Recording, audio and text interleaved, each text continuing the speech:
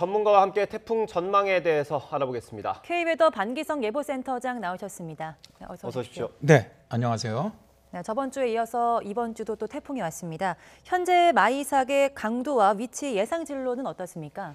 현재 그 마이삭의 현재 위치는 이제 7시 현재입니다. 제주 서귀포 남쪽 350km 해상에서 22km 시속. 지난 시간에 비해서 지금 빨리 좀 속도가 좀 빨라졌고요. 한 5km 정도.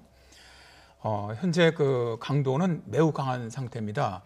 저 최대 풍속이 47m인데 지금서부터 북상하면서 세력은 약해집니다. 기상청이 어제 예측을 할 때는 제주 인근을 지나갈 때 매우 강한 정도로 지나갈 거로 예측을 했는데 오늘 아침에 이제 예상을 좀 바꿨죠. 그러면서 제주 인근을 지나갈 때 40m 저 최대 풍속이 그러면은 매우 강이 아니고 강한 정도가 됩니다. 그러면서 이제 진로 이제 올라오면서 오늘 밤 20시 전후에 제주 인근 해상 150km 동쪽 해상으로 진행을 해서 올라오고요. 그다음 내일 새벽 한 2시경 정도에 김해 쪽으로 상륙을 합니다. 그리고 내일 아침 한 7시, 8시 정도에서 동해안 삼척 인근으로 해서 동해상으로 빠져나가는 것으로 그렇게 예상을 하고 있는데 일단 뭐 저 제주도 인근에 올라왔을 때 40m 정도, 그다음에 이제 상륙할 때 정도가 한 38m, 39m 정도 이렇게 예상을 하고 있습니다. 저희가 이해를 조금 도우려면 가장 가까웠던 바비랑 비교를 해보면 좋을 것 같습니다. 뭐 강도나 색이 어떻습니까? 둘이 비교하면. 실제로 바비 같은 경우는 물론 이제 제주도 서쪽 해상을 지나갔죠. 바비는 이번엔 동쪽 해상입니다. 근데 실제로 그 바비 같은 경우는 지나간 다음에 좀 논란이 있었죠. 그 강도가 정말 그 정도 강했던 태풍이냐는. 어쨌든 그냥 제주도 인근 해상으로 지나간다면 바비가 더 강합니다. 제주도 인근 해상을 지날 때 바비 같은 경우는 초속 45m급이었거든요. 매우 강한 태풍이었는데 이번 마이삭 같은 경우는 40m니까 강한 태풍으로 실제 지금까지만 본다면은 바비가 약간 더 강한 태풍으로 볼 수가 있죠. 네, 그런데 이번 태풍이 좀 일반적인 태풍과는 다른 점이 있다고 들었습니까? 어떤 겁니까? 실제로 지금 라니냐 같은 형태에 있을 때는 이쪽 그 태풍이 발생한 서태평양 해양 지역이 굉장히 고수온 데가 됩니다.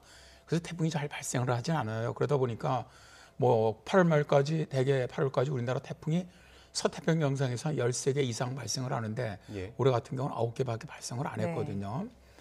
그러니까 상대적으로 굉장히 적게 발생을 하는데 이번 태풍 같은 경우도 주변 기압계에서 만들어진 태풍이 아니고 굉장히 고수온역에서 자체적으로 만들어진 태풍입니다.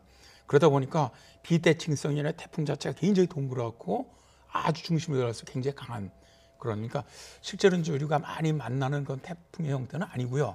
굉장히 좀 정형화된 아주 동그란 태풍이라고 볼 수가 있죠. 그러면 중심으로 가서 강하고요. 그래서 고수온대역을 갖다 지나오면서 이제 급속히 발달한 태풍으로 보시면 되겠습니다. 이번 태풍이 발생하면서 자주 언급이 됐던 게 매미 2003년에 있었던 태풍인데 경로가 비슷해서 이제 그런 언급들이 계속 나왔는데요. 이게 강도나 그 경로를 좀 비교를 해보면 어떻습니까? 어제까지만 하더라도 이제 뭐 진로는 뭐 기상청 진로는 어제나 오늘이랑 거의 차이가 없습니다. 그러니까 진로로 보면 굉장히 지금까지 우리나라 갖다 지나온 태풍 중에서는 매미하고 가장 비슷합니다. 이 매미가 뭐 아시겠지만 우리나라 역대 태풍에서 그러니까 피해가 실제로 사망자가 130명이 넘었고 사망 실종자가 재산 피해가 4조 2천억 원 정도까지 됐던 아주 엄청 큰 피해를 가져왔던 태풍인데 이 태풍과 거의 진로가 굉장히 유사하고요. 근데 이제 어제까지는 기상청이 좀 강하게 봤는데 오늘 수정한 진로와 그 강도를 보면은 매미하고 굉장히 유사합니다. 매미가 이 제주 인근 해상을 지나갈 때 지금 진로 해상과 거의 150km 동쪽을 지나는 것, 그다음에 상륙하는 것도 이제 매미는 실제로 사천만 쪽으로 상륙을 했는데 이번 마이삭 같은 경우 그보다 약간 더 동쪽입니다. 김해 쪽으로 상륙을 합니다. 동쪽으로 빠져나가는 거는 매미 같은 경우는 삼척 정도에서 동해상으로 빠져나갔는데 이번 매미는 삼척보다 약간 북쪽입니다. 그러니까 진로가 막 거의 비슷하게 지나가는데 강도도 일단 제주를 지날 때도 최대 풍속이 40m로 거의 갔고요. 그다음에 상륙할 때도 38m, 39m 정도로 거의 갔습니다. 그러다 보니까 지금 기상청 예상대로 그대로 올라온다면 이때 매미 때 순간 최대 풍속이 60m를 기록했던 아주 가장 강한 태풍이었거든요. 그래서 정말 엄청난 피해가 일단 예상이 됩니다. 지금 센터장님, 근데 우리 기상청이랑 일본이 예보하는 거랑 좀 내용이 많이 다르더라고요. 그걸 좀 설명을 해주시죠. 일단 뭐 예보 틀린 것은 이제 예보 모델에서 차이가 있을 수도 있고요. 예보 모델뿐만 아니라 이제 대개 우리나라 인근까지 상륙을 하게 되면 이제 그 다음에는 제트기의 움직임에 따라 상당히 변화가 있습니다. 그러니까 그런 것까지 좀 고려를 한 것으로 일단 보입니다. 현재 미국과 일본 같은 경우는 거의 일본 같은 경우는 경남 남해 정도, 그러니까 네. 호남과 영남 바로 경계가 되죠. 예. 그래서 영남 쪽 끝머리 정도로 상륙하는 것으로 예상을 하고 있고요. 미국 같은 경우보다 약간 더 서쪽입니다. 예. 그래서 호남에서 가장 동쪽. 예. 그러니까 실제로 거의 매미나 미국이나 일본은 거의 비슷한 정도로 상륙하는 것으로 보고 있는데, 일단 우리 제주에서부터 북상하는 길이 짧아지지 않습니까? 예. 부산 쪽으로 가면 좀 더 길어지니까 내일 새벽에 해안 쪽으로 상륙을 하는데, 만일 미국과 일본 경로로 상륙을 한다면 거의 한 22시, 23시 정도에 남해안으로 상륙할 것으로 봅니다. 그런데 이러한 좀 차이가 있고요.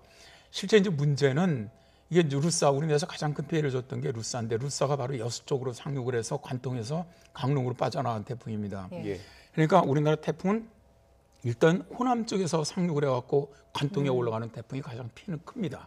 그게 지금 일본이 예측하고 있는 경로랑 비슷한. 네, 그러니까 그쪽으로 상륙할 때가 오히려 지금 기상청에서 예측한 루트보다는 좀 피해가 더 클 것으로 보는 게, 태풍은 아시겠지만 이 우측 반원이 제일 위험하거든요. 위험 반원인데 일단 호남 경계에서, 호남과 영남 경계에서 상륙을 한다면 그대로 들어가서 영남 쪽은 다 거의 다 위험 반원에 속하게 됩니다.